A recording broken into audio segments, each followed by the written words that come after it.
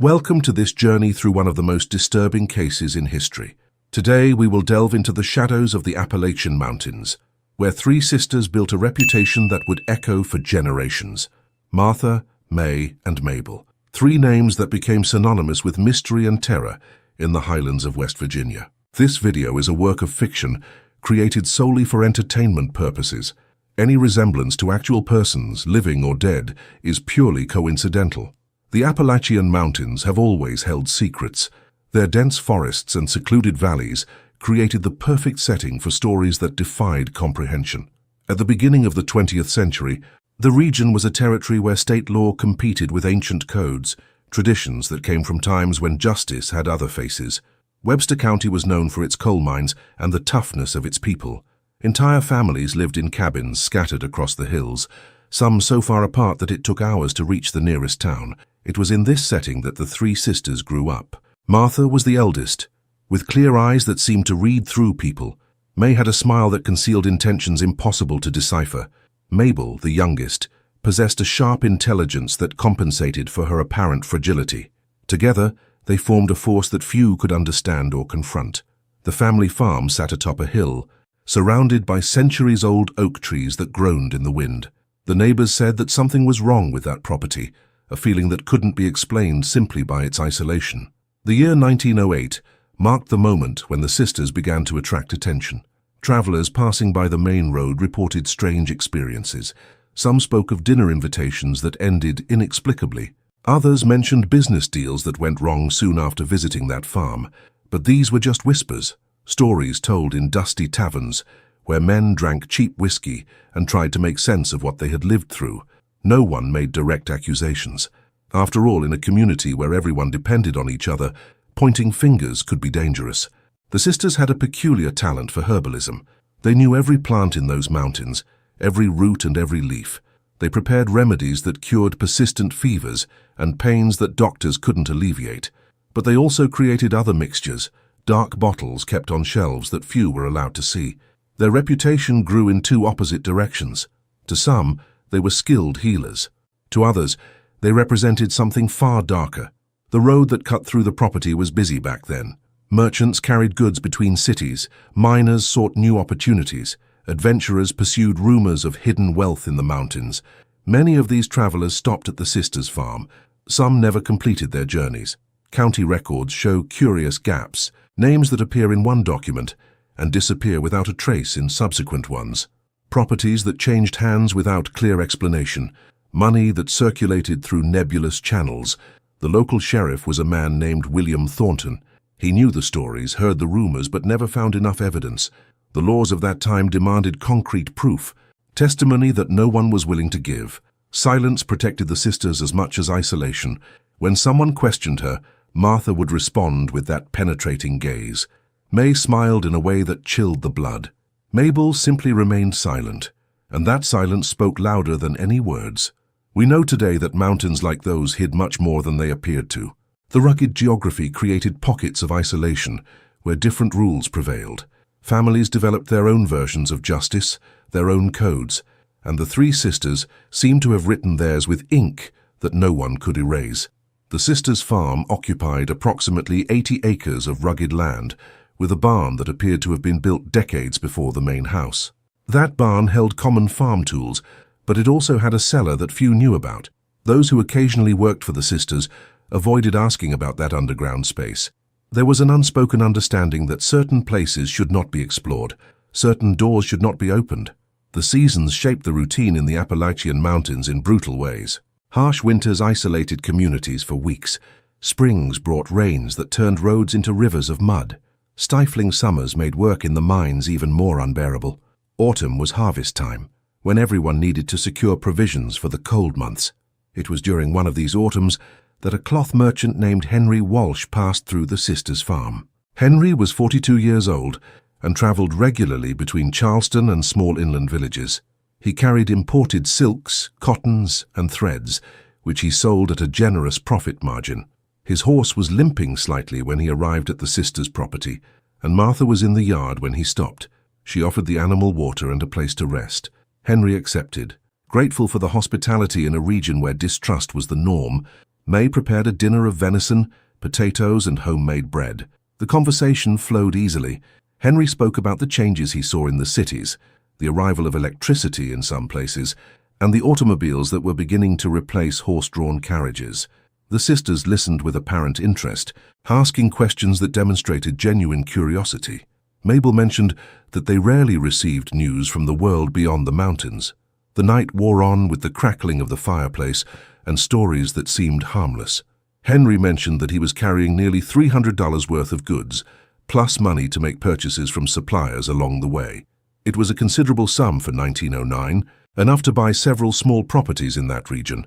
He didn't notice the gleam that appeared in Martha's eyes when he revealed this information.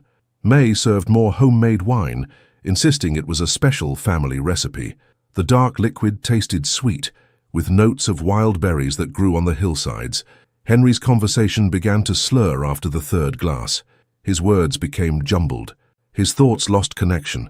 He attributed this to the fatigue of the journey, the long days on the road.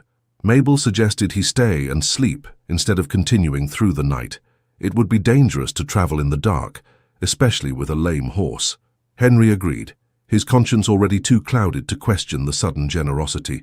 What happened next remains shrouded in mystery. We can only imagine, based on fragments of evidence that would emerge much later. May's wine had properties beyond alcohol. The sisters knew of plants that induced deep sleep, leaving people vulnerable for hours. The barn's cellar had hooks on the ceiling, chains on the walls, and a dirt floor that absorbed liquids without leaving permanent stains. 3 weeks later, Henry's wife contacted the sheriff. Her husband hadn't returned, which was unusual. Henry always met deadlines and always sent telegrams when he was late. Sheriff Thornton organized a search along the trader's known route. They found his horse wandering near the sisters' farm, still with the saddle but with no sign of its owner. When questioned, the three denied having seen Henry. Martha said that many travelers passed along the road. It was impossible to remember them all. The investigation ran into invisible walls. There was no body, no witnesses, no evidence of a crime. The legal system of the time required more than mere suspicion to prosecute someone. The sheriff searched the property with a team of 6 men, but found nothing but an ordinary farm. The barn cellar was empty, clean, with a strong smell of freshly spread lime. Martha explained that they used lime to control the animal's odor. It was a reasonable explanation. But the stories multiplied. Other merchants began to avoid that road. Some took long detours to avoid passing near the sisters' farm. Their reputation slowly transformed, from eccentric healers to something far more sinister. Still, there was no way to prove anything. The Appalachian mountains had a way of swallowing people. Accidents happened. Travelers got lost on confusing trails. Wild animals attacked the unwary. There were one-joseran reasonable explanations for each disappearance. May continued selling her medicines in town.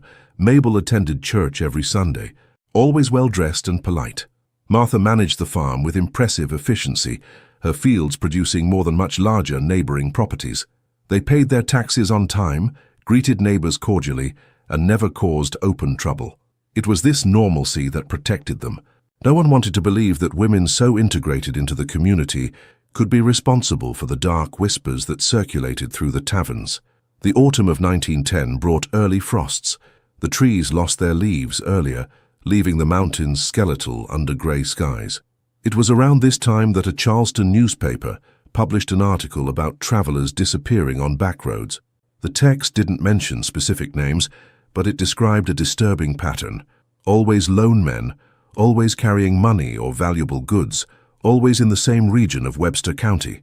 The newspaper article caused waves of unease that spread through the mountain communities. People began connecting dots that had previously seemed isolated. A prospector who disappeared on his way to visit family, an itinerant preacher who never reached his next congregation, a farm equipment salesman whose horse was found grazing alone. They had all passed through that same region. They all carried something of value. They all simply vanished like morning mist on the hillsides. Martha, May, and Mabel continued their lives with a tranquility that bordered on defiance. They attended local festivals, contributed to church funds, and participated in community work projects. May had even started giving sewing lessons to women in the area, teaching complex stitches she had learned from a grandmother. Mabel cultivated a garden that was the envy of her neighbors. with vegetables that grew large and healthy even when other crops withered. Martha traded cattle with the skill of an experienced merchant, always getting better prices than other ranchers. This facade of normalcy was her most effective armor. How could anyone suspect women who seemed so ordinary, so integrated? Sheriff Thornton felt the weight of frustration. He was certain something was wrong, but certainty wasn't enough. He needed concrete evidence, and the mountains didn't easily reveal their secrets. The harsh Appalachian terrain could hide many things. Dense forests stretched for miles without trails. Natural caves pierced the slopes like open wounds in the rock. In 1911, an event changed the silent dynamic that protected the sisters. A young lawyer named Thomas Reed arrived in the region from Pittsburgh.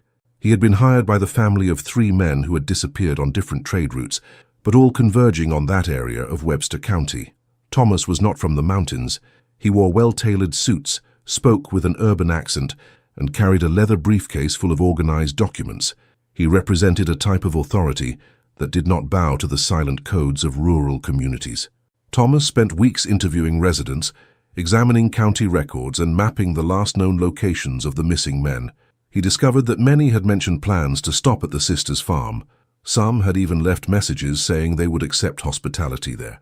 Thomas began to build a case based on patterns and circumstances, not on direct evidence. It was a risky approach, but he believed that juries could be convinced by the preponderance of evidence. Martha learned of Thomas's investigations even before he finished gathering information. News traveled fast in small communities, especially when it involved outsiders asking inconvenient questions. She argued with her sisters during a stormy night, while thunder echoed between the peaks. May argued that they should be more cautious, perhaps stop completely for a while. Mabel suggested that they could use their influence over certain people to hinder the lawyer's work. Martha, however, had a different plan. She decided that the best defense would be to confront Thomas directly. She invited him to dinner at the farm, saying she wanted to answer his questions openly. Thomas was surprised by the invitation, but accepted. He saw it as an opportunity to observe the women closely, perhaps to perceive something that documents didn't reveal. He mentioned his plans to several people in town, ensuring that many knew where he would be that night. It was basic precaution, but it also demonstrated that he wasn't as naive as he seemed. The dinner was an elaborate affair. The sisters set the table with a linen tablecloth, polished silverware, and candles that cast dancing shadows on the walls. The food was delicious: roast lamb with aromatic herbs, vegetables from Mabel's garden, and bread still warm from the oven. Martha conducted the conversation with sharp wit, deflecting direct questions with answers that seemed cooperative but revealed nothing substantial. May served the dishes with calculated smiles. Mabel remained quiet, observing Thomas with an intensity that made him uncomfortable. Thomas noticed that his wineglass was frequently refilled, but he barely touched the drink. He had read about substances that could be mixed into liquids without leaving a perceptible taste. The sisters perceived his caution, and this brought a subtle tension to the atmosphere. The conversation remained cordial on the surface, but there was an underlying current of threat that none of those present openly mentioned. Thomas eventually thanked them for their hospitality and departed, his carriage disappearing into the darkness of the road. But Thomas wasn't going to give up so easily. He began lobbying state authorities to send independent investigators. He wrote letters to major newspapers, detailing the pattern of disappearances. He managed to get a Charleston prosecutor interested in the case. The net was closing, slowly, but inevitably. The sisters felt the change in the air, like animals sense approaching storms before the first clouds appear. May proposed that they leave the farm, sell everything, and start over somewhere else. The country was vast. There were territories in the West where no one questioned their past. Martha vehemently rejected the idea. Fleeing would be an admission of guilt, and she wasn't willing to abandon everything they had built. The farm was rightfully theirs. That land had been earned through hard work and sacrifice. Mabel agreed with Martha, but for different reasons.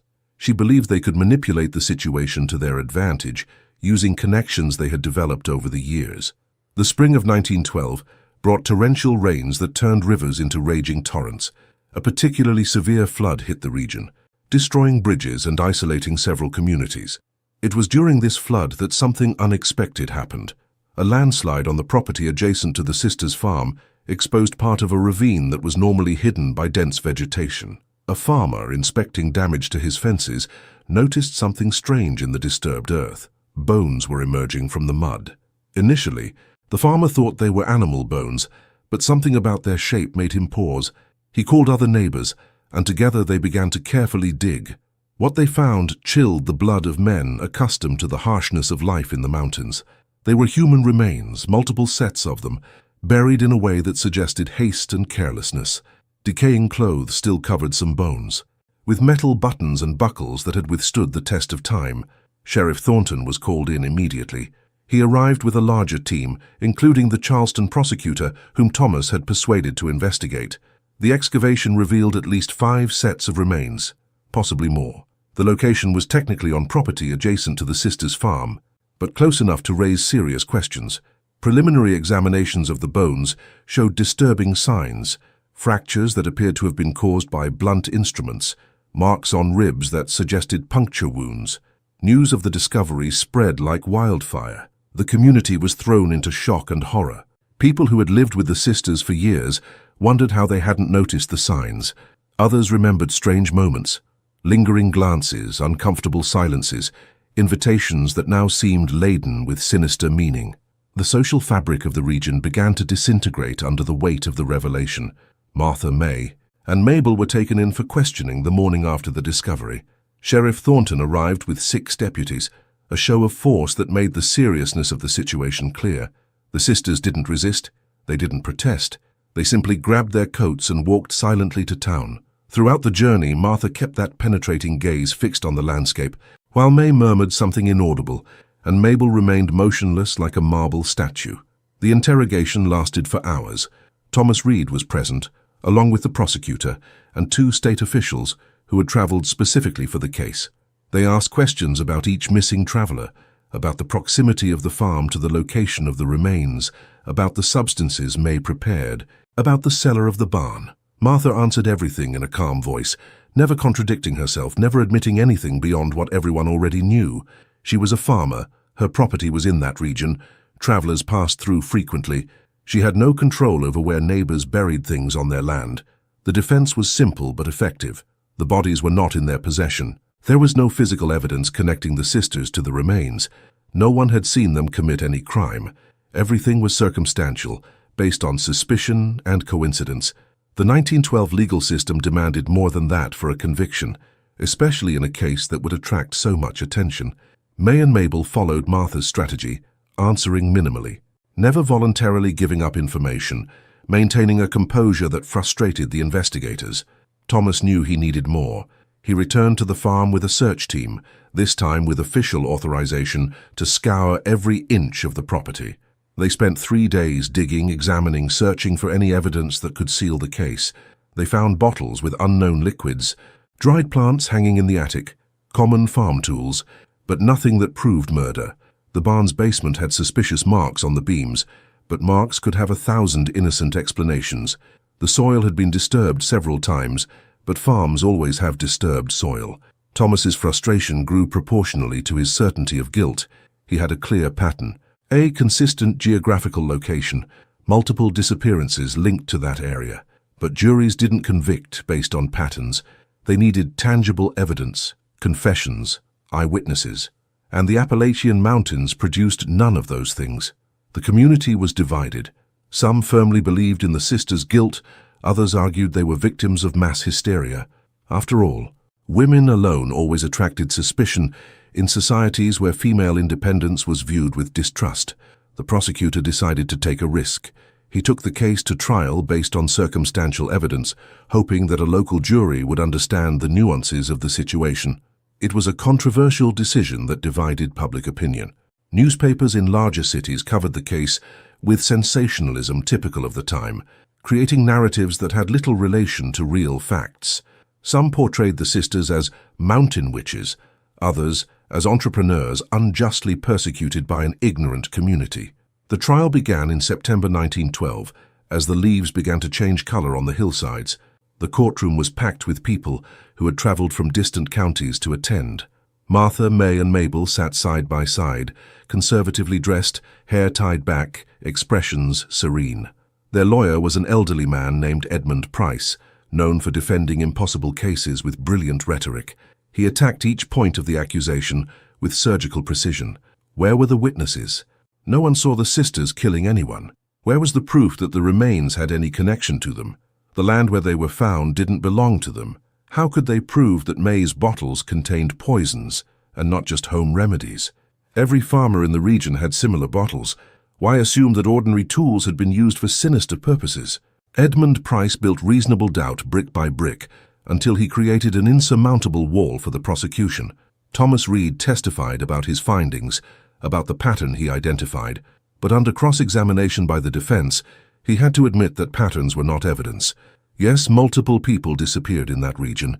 Yes, they all passed near the sisters' farm. But the mountains were vast and dangerous territory. Accidents happened regularly. Wild animals were a constant threat. Bandits operated in remote areas. There were dozens of explanations besides the one the prosecution proposed. The jury deliberated for 2 full days. The tension in the city was palpable, with groups forming on opposing sides of the issue. Some demanded justice for the missing. Others defended the presumption of innocence. When the jury finally returned, the verdict came in 3 words that echoed through the room: not guilty. The prosecution had failed to prove its case beyond a reasonable doubt. Martha closed her eyes briefly. The only sign of emotion she showed. May smiled discreetly. Mabel remained impassive. The acquittal provoked extreme reactions. Part of the population celebrated the victory of justice over hysteria. Another part felt betrayed by the system that should have protected them.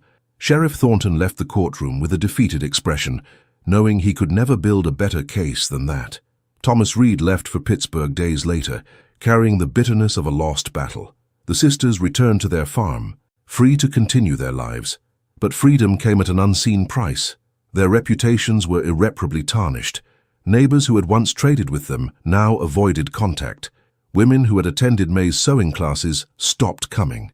The church priest discreetly suggested that perhaps it would be better for them to worship at home. The community ostracized them in subtle but devastating ways. They were free by law but prisoners of perpetual suspicion. Martha then made the decision they would sell the farm and leave, not out of guilt, but because remaining there would mean living under constant accusatory gazes. The sale was quick and for a price below market value. No one wanted to be associated with that property for long. With the money, the 3 sisters bought train tickets to the west, where territories still offered anonymity to those seeking a fresh start. They left the Appalachian Mountains on a foggy October morning in 1913, carrying only suitcases and secrets they would never share. The train sped through the valleys and plains with a hypnotic rhythm, each kilometer distancing the sisters from the mountains they had known all their lives. Martha watched the landscape change through the fogged window, dense forests giving way to endless prairies. May leafed through a book without really reading, her eyes lost in thoughts no one could decipher. Mabel slept leaning against her older sister's shoulder, finally relaxing after months of constant tension. They had survived the scrutiny of the law, but the cost of that survival was still being calculated. The journey took almost a week, with stops in cities that sprang up like mushrooms after the rain. The country was undergoing rapid transformation, factories replacing farms, automobiles competing with horses on the main streets. The sisters viewed this new world with a mixture of fascination and distrust. They belonged to a bygone era, where ancient traditions still governed human relations, but now they needed to adapt or perish into irrelevance. They chose a town called Silverton, nestled in the foothills of the Colorado Rocky Mountains. It was a place with its own history of mining and expansion, where people came seeking fortune and often found only disillusionment. The population was an eclectic mix of miners, merchants, adventurers, and those fleeing troubled pasts. No one asked many questions in Silverton. Everyone had something to hide or forget. It was the perfect environment for 3 women who needed to reinvent their identities. They bought a modest house on the outskirts of town, a 2-story wooden structure with a spacious basement. The plot was smaller than they were used to, but it had a garden large enough for Mabel to grow her plants. Martha invested some of the remaining money in a small business, a general store that catered to miners and their families. May established a reputation as a skilled seamstress, offering services that few women in the region mastered. They integrated into the community with calculated care, being cordial but never too intimate. The first few months in Silverton were a period of cautious adjustment. The sisters learned to navigate social dynamics different from those they knew. The city had a faster pace. People were more direct, less bound by webs of ancestral obligations. There was freedom in that, but also a peculiar loneliness. In the Appalachian Mountains, even with the eventual ostracization, they were part of something bigger. Here they were permanent strangers, tolerated, but never truly accepted.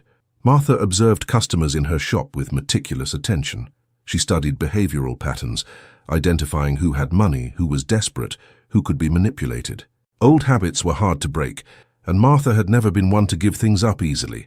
May worked in her sewing studio, her fingers moving the needle with almost meditative precision.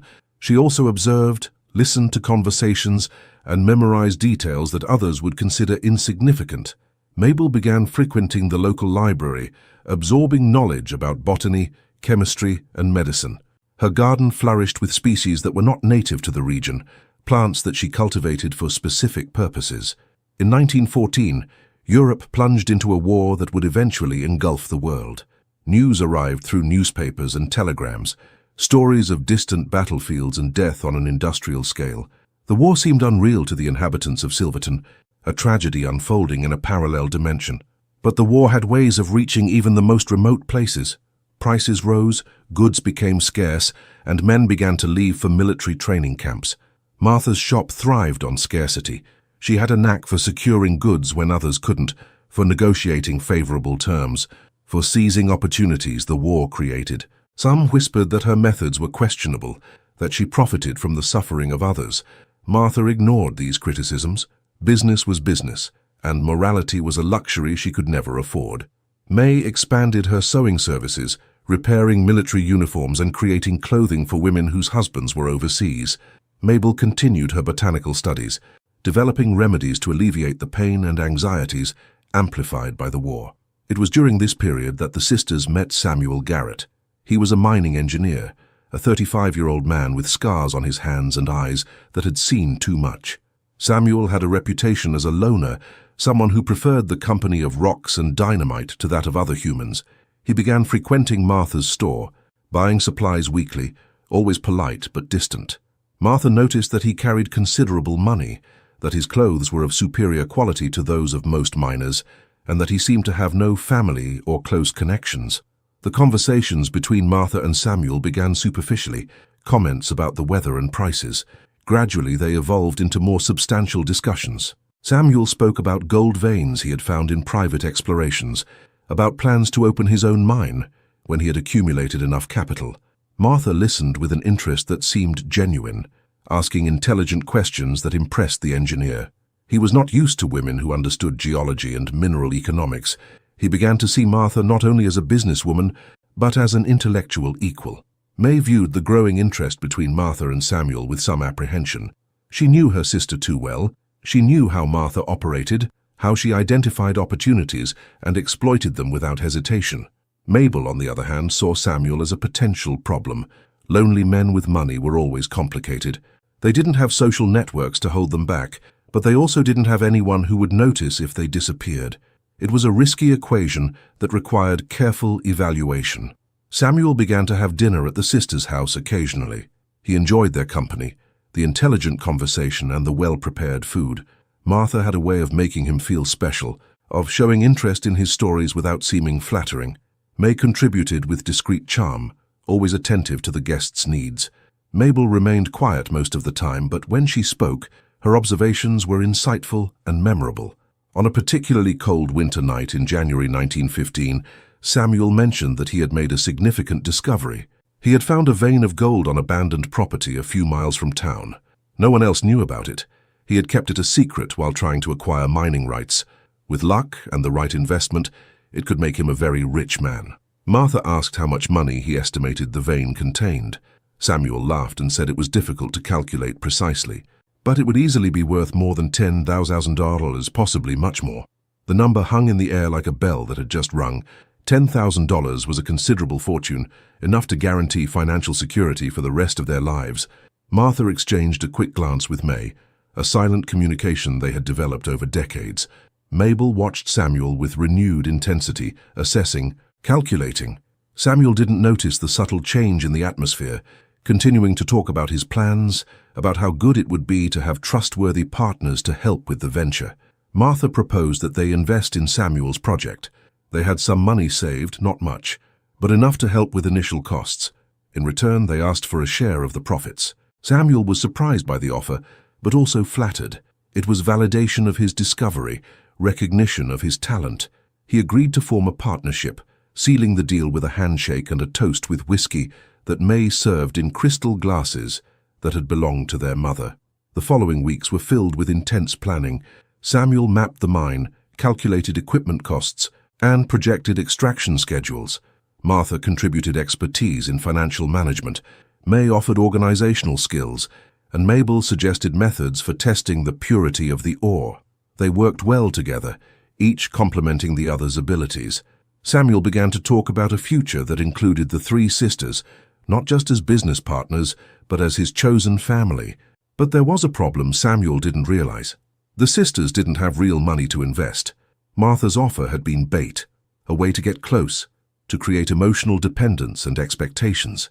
They needed Samuel's knowledge, the exact location of the mine, the rights he was acquiring. Once they had that information, Samuel would become redundant. It was a familiar pattern, tried and tested in the Appalachian Mountains. The geography changed, but the essence remained unchanged. The spring of 1915 brought thaw to the mountains, turning creeks into roaring torrents. Samuel was excited about the progress of the partnership. The mining papers were almost finalized, and the necessary equipment had already been ordered. He trusted the sisters completely, a trust that Martha cultivated with the patience of a dedicated gardener. May prepared elaborate dinners every Friday, creating a ritual that Samuel began to anticipate during the week. Mabel had even started to talk more, sharing carefully edited stories about her childhood in the eastern mountains. But something began to change in the dynamic between the sisters. Martha noticed hesitation in May, a reluctance that hadn't existed before. During a private conversation in the basement, while organizing preserves, May expressed concerns.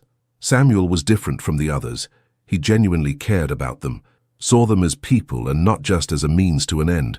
Couldn't they simply maintain an honest partnership, work legitimately in the mine, share profits as agreed?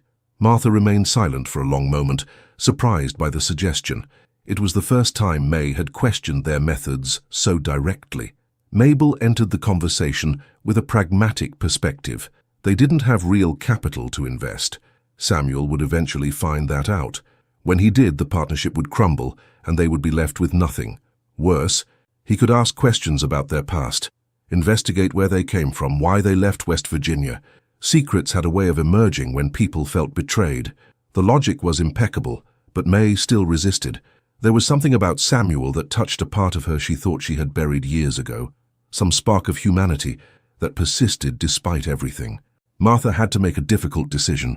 She could see that May was emotionally compromised, and that represented a danger. Emotions created weaknesses. Weaknesses led to mistakes. She proposed an alternative. They would continue the partnership with Samuel for now, learn everything about the mine's operation, and build the necessary knowledge. When the time was right, they would simply disappear, taking the information with them and leaving Samuel with financial loss but alive. It wouldn't be a perfect solution, but it would avoid what could have been a much worse fate for the engineer. May accepted this compromise with visible relief. Mabel reluctantly agreed, though she found the approach risky. Leaving a living witness, someone who could speak for them, connect the dots, went against everything they had learned. But Martha was the oldest, the natural leader, and her decisions usually prevailed. The dynamic between the three had always worked this way, a tacit hierarchy that was rarely openly challenged. The following months were a strange period of domestic normalcy. Samuel spent more time at their house, sometimes staying late discussing plans or simply enjoying their company. He began bringing small gifts, wildflowers for Mabel, fine fabric for May, a rare book on commerce for Martha. These were gestures of genuine affection, not attempts to impress or manipulate. The sisters responded with increasing warmth, and at some point, the charade began to seem less like a charade and more like real life. Martha realized she was enjoying the afternoons on the veranda, where Samuel smoked his pipe and told stories about exploring deep caves. May admitted to herself that she eagerly awaited Fridays, when she prepared special recipes. Mabel discovered that she enjoyed talking to Samuel about botany. He had surprising knowledge of medicinal plants that he had learned from indigenous populations. They were dangerously developing a real connection with this man who was supposed to be only a means to an end. In July 1915, Samuel finally obtained all the necessary rights and was ready to begin mining operations. He proposed a celebration, a special dinner followed by a visit to the mine so that the sisters could see the site for the first time.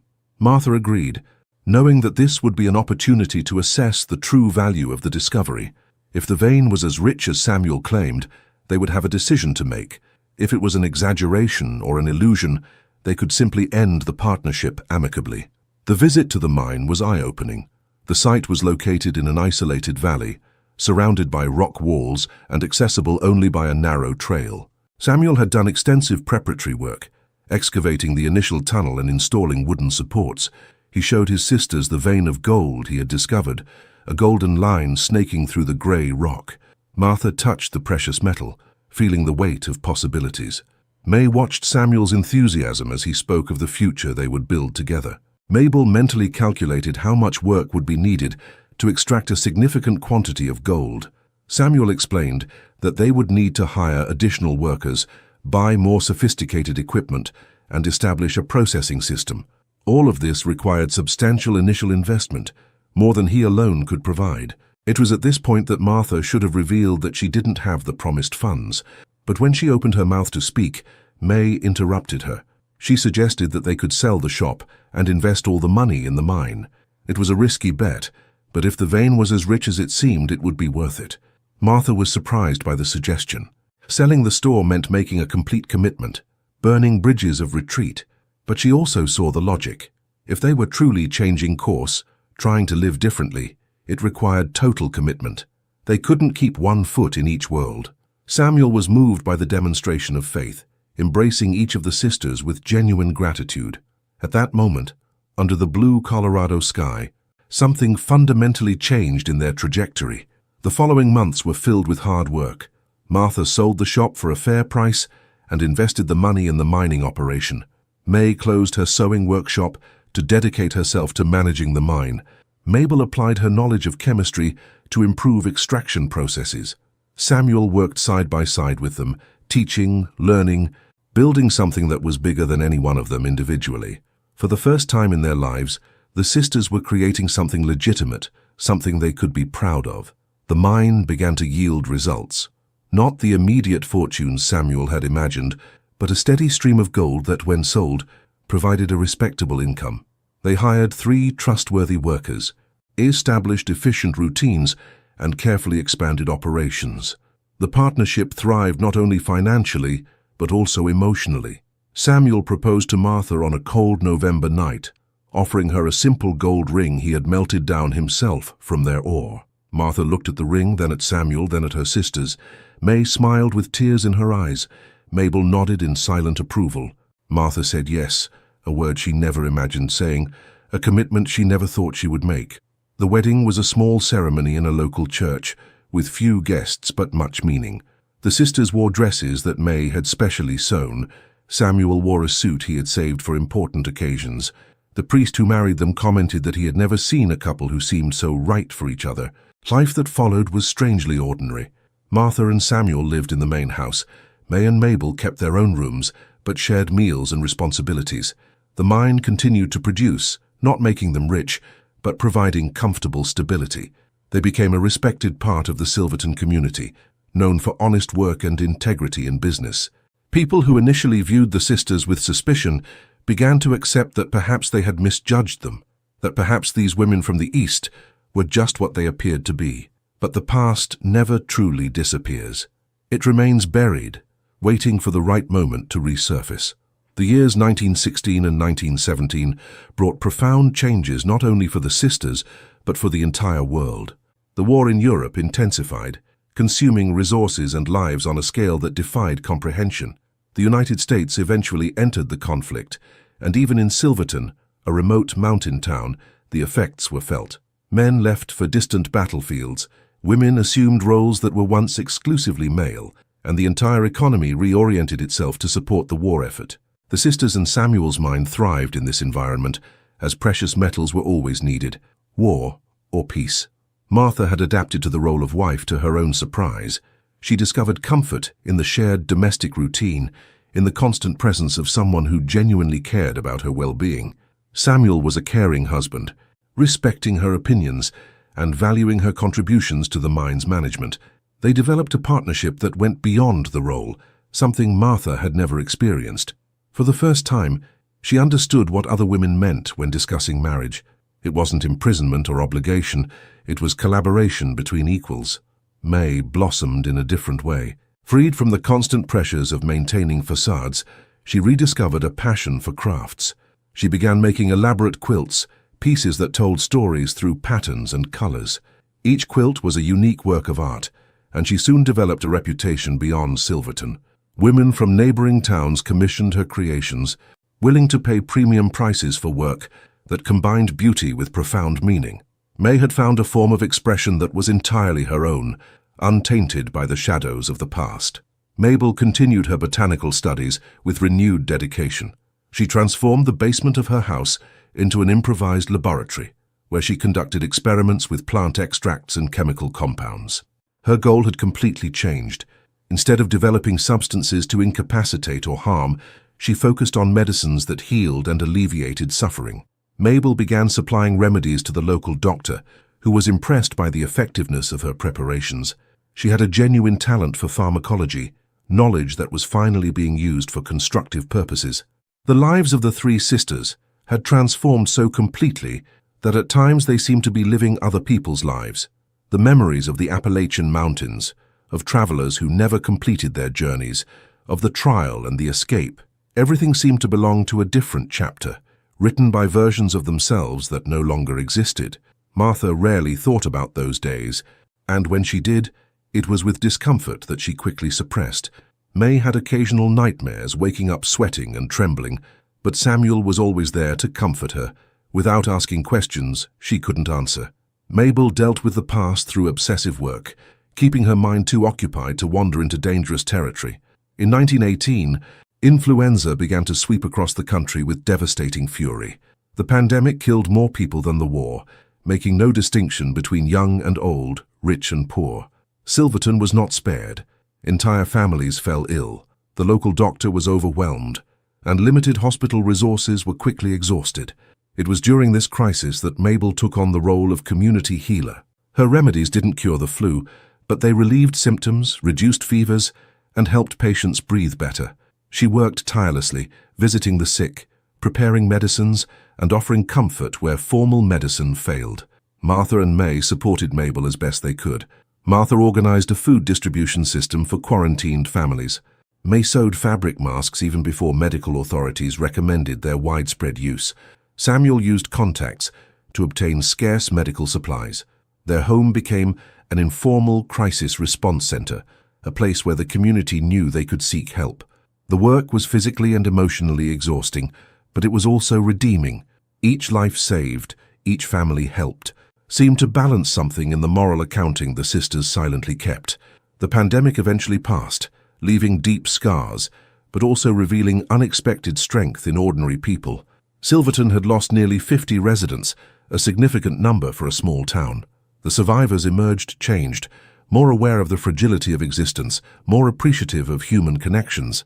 The sisters were now seen as local heroines, women who risked their own health to serve their neighbors. The community's gratitude was tangible, expressed in countless small gestures of kindness and recognition. It was during the post-pandemic recovery that an unexpected visitor arrived in Silverton. He was a middle-aged man wearing a worn hat and carrying a tattered suitcase. He arrived by train on a spring afternoon in 1919, asked a few discreet questions, and eventually made his way to the sisters' house. When Martha answered the door, her blood ran cold.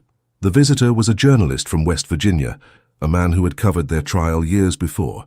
He introduced himself as Robert Chen, and his smile didn't reach his eyes. Robert explained that he was writing a book about unsolved criminal cases in the Appalachian mountains. He had followed tenuous leads, spoken to dozens of people, and traced the sisters' movements through public records and the memories of train station employees. It took him 4 years to find them, but his persistence had paid off. He wasn't interested in prosecuting them or exposing them to the authorities. The case was cold, evidence had disappeared, witnesses were scattered or dead. But he wanted their story, the truth unfiltered by courts or sensationalist headlines. Martha invited him in, her mind quickly calculating her options. She could deny everything, claim he had mistaken people for each other. But Robert had photographs from the trial, newspaper clippings, documents proving their identities. Denial would be useless. May appeared from the kitchen, freezing at the sight of the visitor. Mabel came downstairs moments later, assessing the situation clinically. Samuel was in the mine. He wouldn't be back for several hours. They were alone with this ghost from the past. Robert sat down in the room, refused an offer of coffee, and went straight to the point. He wanted to know what really happened in the Appalachian Mountains. How many travelers had actually disappeared? How did they operate? Why did they start? He promised anonymity if they cooperated, changing names and identifiable details in his book. But he needed the truth, or at least their version. It was a strange offer, a mixture of threat and opportunity. If they refused, he could publish speculations based on circumstantial evidence. If they cooperated, they would have some control over the narrative. Martha looked at her sisters, a silent communication that had been their language for decades. May shook her head slightly, indicating that they should refuse. Mabel remained neutral, leaving the decision to Martha. The eldest sister turned her attention to Robert, studying him with an intensity that made him look away. She saw ambition in him, but also something more. He genuinely wanted to understand, not just exploit. It was an important distinction. Martha began to speak, her voice low but firm. She told of poverty in the mountains, of how women alone had few options to survive with dignity. She spoke of the first traveler who stopped at their farm, a man who made indecent proposals, who treated them like available merchandise. She described how they reacted in self-defense, how the body was buried in panic, how they realized that no one would come looking for it. Robert listened, fascinated, discreetly taking notes. May interrupted, adding emotional context that Martha had omitted. She spoke of constant fear, of how society viewed independent women with suspicion and hostility. She explained that each subsequent action was an attempt to protect the initial secret, like a downward spiral from which they could not escape. Mabel contributed a colder analysis, describing logistics, the plants they used, the methods they developed. She showed no remorse, only presented facts as a scientist describing an experiment. Robert listened for 3 hours, asking occasional questions, seeking clarification. When they finished, he closed his notebook and sighed deeply. He said it wasn't his place to judge, that he had understood far more about human complexities during that conversation than in years of journalism. He promised anonymity again, saying the story would be published as fiction based on real events, without real names or specific locations. He thanked them for their honesty and got up to leave, but Martha stopped him with a question. Why didn't he hand them over to the authorities? Robert smiled sadly and replied that justice was a more complex concept than he had learned in college.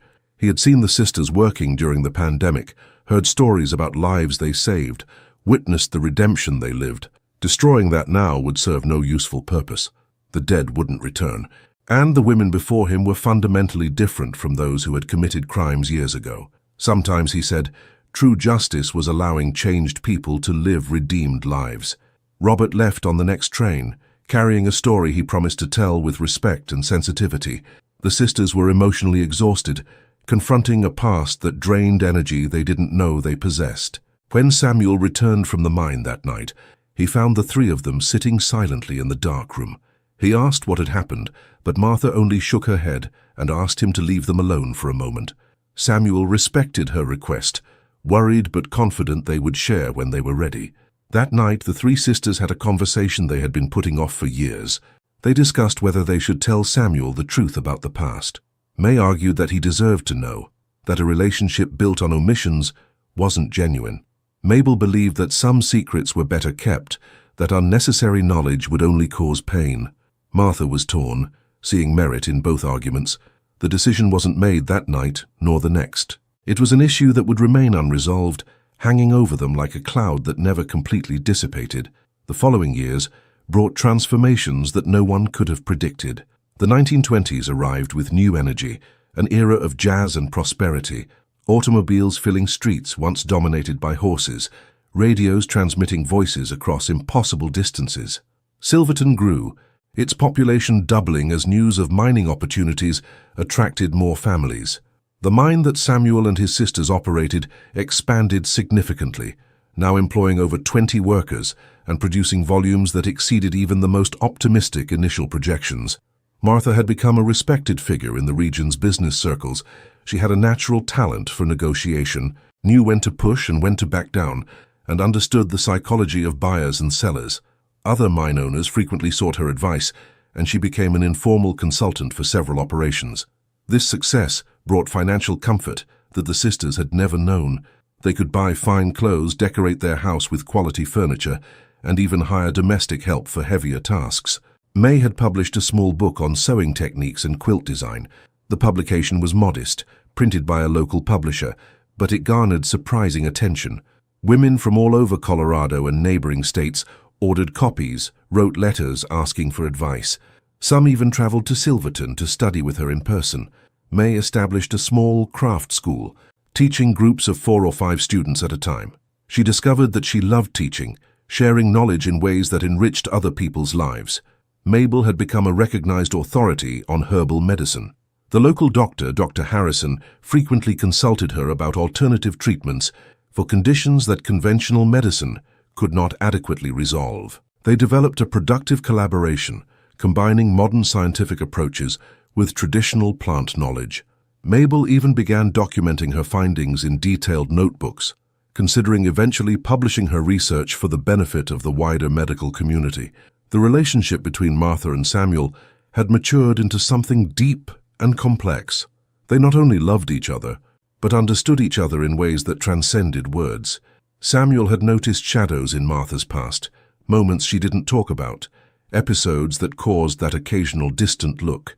He never pressured her, trusting that if it was important for him to know, she would tell him when she was ready. This patience and respect made Martha's silence even more burdensome. It was in 1923 that Robert Chen's book was published. He maintained his promise of anonymity, changing names, altering locations, and presenting the story as fiction inspired by real events. The book was called Shadows of the Mountains and quickly gained popularity. Critics praised the psychological complexity of the characters, the way Chen explored morality in gray areas. Readers were fascinated by the story of 3 sisters who walked a fine line between victims and villains. Martha bought a copy of the book and read it alone in her room during a sleepless night. Chen had been faithful to his word. The details were altered enough that no one would make a direct connection. But for her, reading those pages was like looking into a distorted mirror, recognizing the essence of her life through a veil of fiction.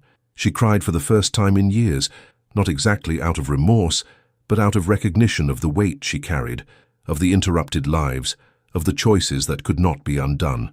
May also read the book and had a different reaction. She saw the story as validation that they had changed, that redemption was possible. The characters in the book eventually found peace, not through forgetting but through genuine transformation. May chose to believe that this was true for them too. Mabel refused to read the book completely, saying that the past was the past, and revisiting it served no useful purpose. But Martha noticed that Mabel kept a copy hidden under her bed, suggesting that even she couldn't completely resist the curiosity. Samuel found the book in the living room one afternoon and began reading casually.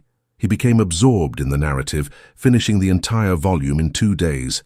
During dinner, he commented on how disturbing yet fascinating the story was, on how the female characters were simultaneously sympathetic and terrifying. Martha felt her heart race, hoping he would make the connection.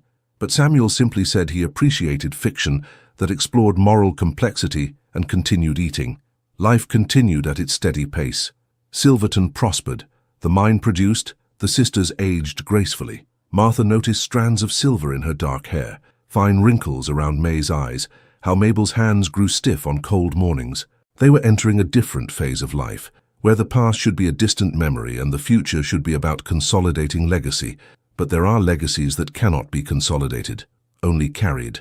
In 1925, unexpected tragedy struck. Samuel was inspecting a new tunnel in the mine when a partial collapse occurred. 2 support beams gave way, and tons of rock fell before workers could react. Samuel was hit, not directly, but the force of the impact threw him against the tunnel wall. He survived, but suffered serious internal injuries. Dr. Harrison did what he could, but medicine at the time had severe limitations. Samuel spent 3 weeks oscillating between consciousness and delirium. Martha rarely left his side, holding his hand, whispering words of encouragement. May and Mabel took turns, ensuring someone was always present. Mabel prepared every remedy she knew for pain and inflammation, but Samuel's body was failing in ways that plants couldn't fix. During lucid moments, he spoke of regrets, of things he wished he had done, places he wished he had visited. On one of those occasions, Samuel held Martha's hand with surprising strength, considering her weakened condition. He said he knew she kept secrets, that there were parts of her life before Silverton that remained hidden. He said it didn't matter, that he loved the woman she was now, not the person she might have been. He asked only one thing, that she continue to be that person after he was gone, that she not let shadows of the past consume the light she had found. Martha promised, her voice breaking for the first time since Samuel's illness began. She finally allowed tears to flow, decades of pent-up emotions escaping. Samuel smiled weakly, touched her face tenderly and closed his eyes. He passed away peacefully before dawn, with Martha, May and Mabel around his bed, final witnesses to a life that had been a catalyst for their transformation. The funeral was a community event. It seemed as if all of Silverton had come to pay their respects. Samuel had been a good man, fair to workers, generous to neighbors, always willing to help those in need. People shared stories about his kindness, about times he had made a difference in their lives. Martha listened to each testimony, recording them in her memory like precious treasures. She realized that Samuel had left a genuine legacy of kindness, something the sisters were still building upon. After the funeral, Martha faced a crucial decision. She could continue operating the mine, maintaining the business they had built together, or she could sell it, using the money to start something completely new. May and Mabel left the decision to her, respecting that it was the widow who should choose. Martha spent weeks pondering, visiting the mine daily, touching tools Samuel had used, breathing air heavy with memories. Eventually she decided to sell, not because of an inability to manage, but because the mine represented a chapter that had ended. Samuel was the soul of that place, and without him it was just a hole in the ground producing metal. Martha sold it to a consortium of Denver investors for a fair price, guaranteeing that workers would keep their jobs and conditions under new management. With the money, she proposed to her sisters that they do something meaningful, something that would honor Samuel's memory while paving their future. The idea came to them one winter night as the 3 sisters sat around the fireplace, watching the flames dance. Martha suggested they use the money from the mine sale to create something that would benefit the community in a lasting way, not a one-time donation, but a permanent institution that would continue to help people long after they themselves were gone. May proposed a school for girls, a place where young women could learn not only domestic skills, but also accounting, administration, even mineralogy if they wished. Mabel suggested a medical clinic that combined modern medicine with traditional herbal knowledge. After weeks of discussion and planning, they decided to do both. They would buy suitable land and build a complex that would include a school and a clinic, complementary institutions that would address the community's educational and health needs. It was an ambitious project, one that would consume almost all the capital they possessed, but it felt right in a way that few things in their lives had felt. It was a way of balancing scales, of giving instead of taking, of building instead of destroying. Construction began in the spring of 1926. They hired a Denver architect who designed functional yet elegant buildings, structures that harmonized with the surrounding mountainous landscape. The school would have 6 classrooms, a library and a workshop for practical work. The clinic would include examination rooms, a minor procedure room, a dispensary for medications, and even some beds for patients needing overnight observation.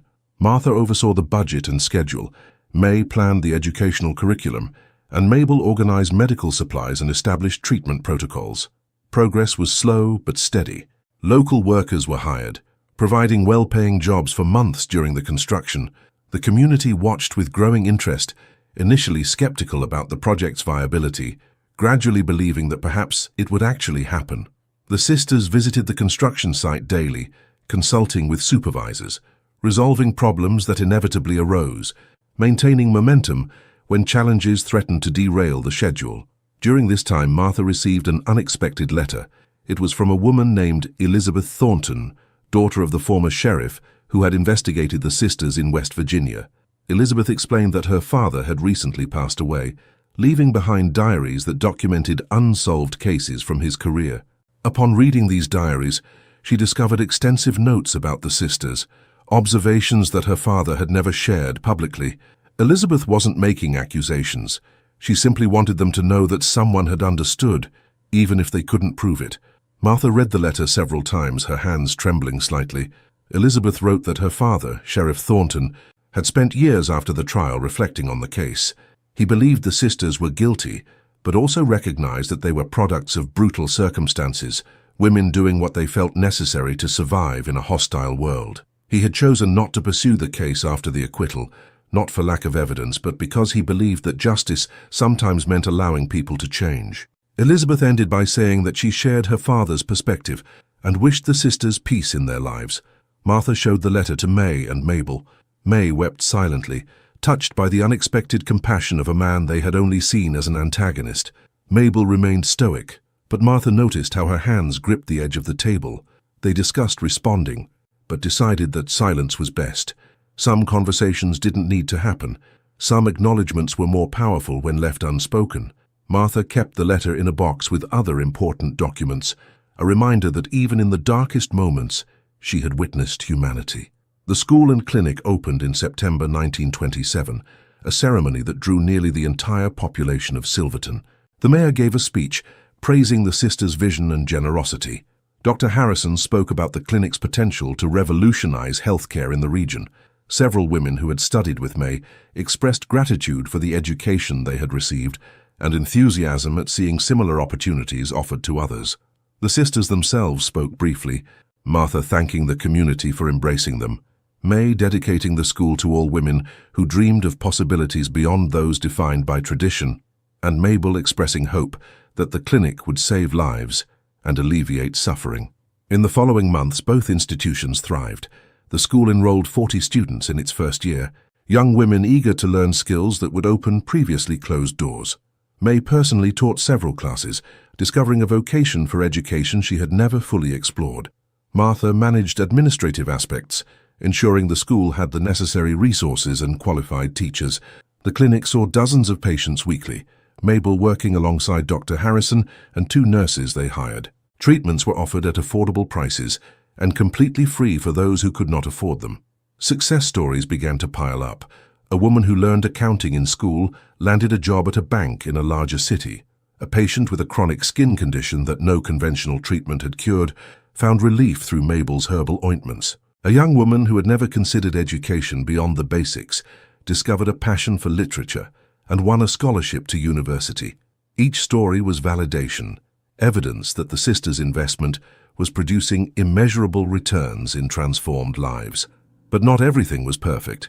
Some people in the community still viewed the sisters with suspicion, whispering about mysterious pasts and excessive generosity as an attempt to compensate for hidden sins.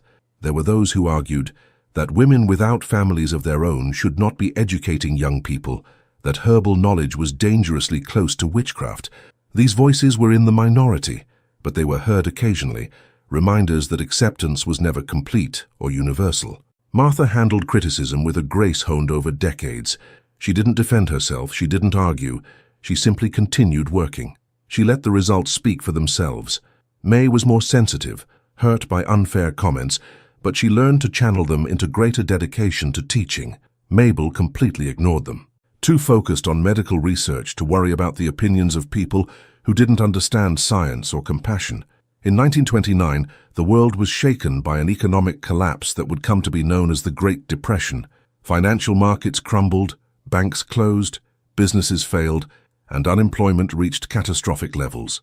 Silverton, like the rest of the country, suffered severely. Mines closed as metal prices plummeted, families lost their life savings, and despair settled in like a persistent fog.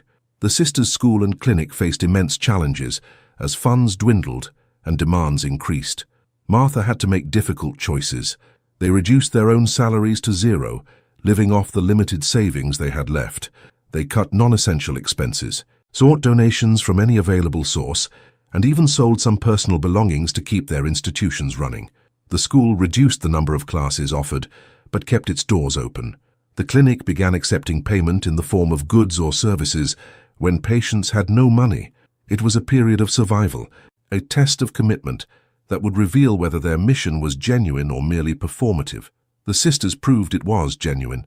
During the darkest years of the Depression, when it would have been understandable to close temporarily, they continued operating. May taught larger classes, compensating for reduced teachers. Mabel worked longer shifts at the clinic, often seeing patients late into the night.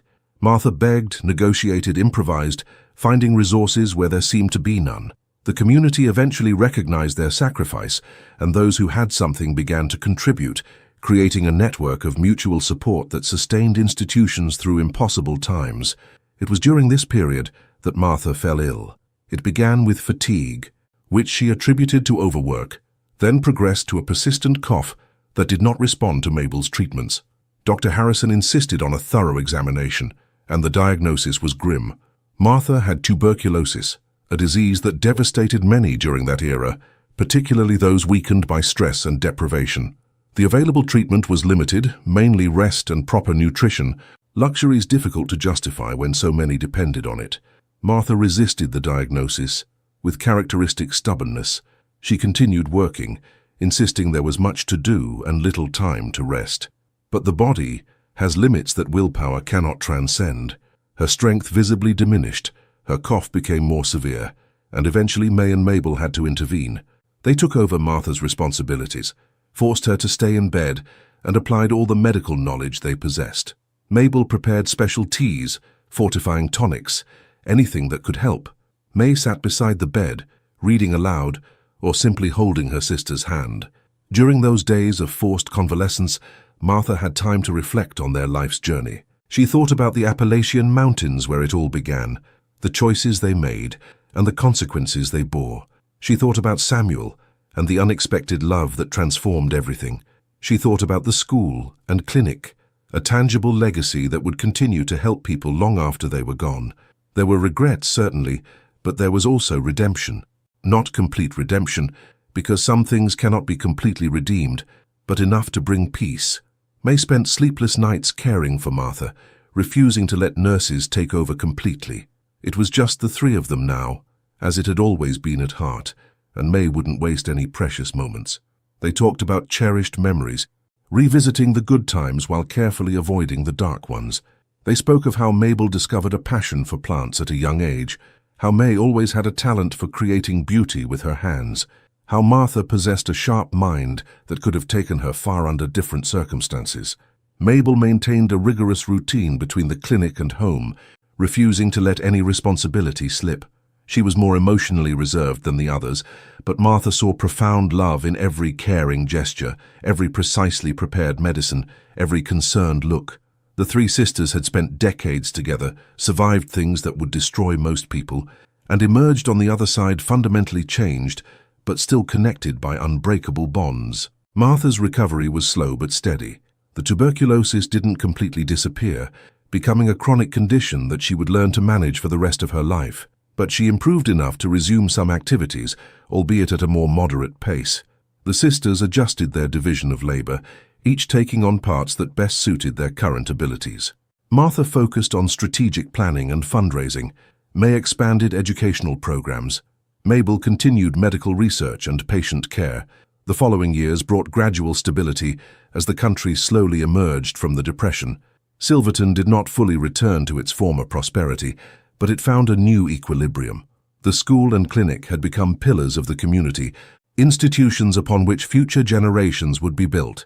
Dozens of women had already passed through the school, many achieving successes that would have been impossible without the education they received. Hundreds of patients had been treated at the clinic, some with conditions that could have been fatal without intervention. The sisters grew old together, their hair turning white, their bodies becoming more frail, but their minds remaining sharp. They continued living in the same house, routines established over years providing comfort and structure. They sat on the porch during summer afternoons, gazing at the mountains that had become their home. They knitted quilts together during long winters, their hands working in a synchronicity developed over decades. They tended the garden in spring, planting the same species year after year, maintaining continuity in a constantly changing world. There were moments when the past emerged unexpectedly, nightmares that woke May in the middle of the night, a distant gaze that took over Martha when she thought no one was watching, Mabel's sudden silence that lasted for hours. In those moments, they supported each other, a silent presence that spoke louder than words. They had learned that some burdens are never completely left behind, only carried with more grace as time passes. The community of Silverton eventually stopped seeing the sisters as mysterious outsiders and began to see them simply as a permanent part of the landscape, as constant as the surrounding mountains. Children who had studied at the school returned as adults to share their achievements. Cured patients came back to give thanks. The gratitude was palpable and genuine, constant reminders that they had created something of lasting value. Martha passed away peacefully in 1942, surrounded by May and Mabel. She was 63 years old and had lived far longer than initially expected after being diagnosed with tuberculosis. Her funeral was a community event, with hundreds attending to pay their last respects. The mayor declared a day of official mourning, flags were lowered and businesses closed. It was a recognition of a life well lived, of a legacy that transcended past mistakes. May continued for several more years, keeping the school running and teaching until her health no longer permitted it. She passed away peacefully in her sleep in 1947, with Mabel holding her hand. Mabel was the last to live, surviving until 1952 and continuing work at the clinic until weeks before her death. She organized all the research documents, ensuring that the accumulated knowledge would not be lost. When she finally departed, it was with the satisfaction of a job well done. The stories of the three sisters gradually transformed into local legend. Details were forgotten, chronologies became confused, facts mixed with fiction. But the school and clinic remained, expanding over the decades, serving generations. Plaques were eventually placed, honoring the founders who sacrificed so much to create the institutions. The names Martha, May, and Mabel became synonymous with community service and personal transformation. No one in Silverton knew the whole truth about the sisters' past. Robert Chen's book remained merely interesting fiction, never connected to the real women who lived among them. The shadows of the Appalachian Mountains never reached Colorado, at least not in a way anyone could recognize. The sisters took their secrets to their graves, and those secrets remained buried with them. What remained was a legacy of redemption, a demonstration that people can fundamentally change, that past mistakes don't have to completely define the future. The lives they saved, the education they provided, the community they strengthened, all of that was real and measurable. It was an imperfect balance against the crimes they committed, but it was something, perhaps even enough. The mountains bear witness to everything, holding stories in their ancient stones, whispering secrets through winds that blow between peaks. They saw Martha, May, and Mabel arrive as haunted fugitives and leave as women who found some form of peace. Not perfect peace, never that, but a peace possible for those who carry the weight of complicated pasts. And perhaps that is the final lesson. That genuine transformation is possible even for those whose stories begin in the shadows. That legacies can be rebuilt through consistent actions over the years. That redemption does not erase the past, but offers a different path forward. The daughters of Appalachia found that path, followed it to the end, and left something of value behind. If you enjoyed this journey through the lives of these three extraordinary women, subscribe to the channel. Leave a comment telling us what you thought of this story.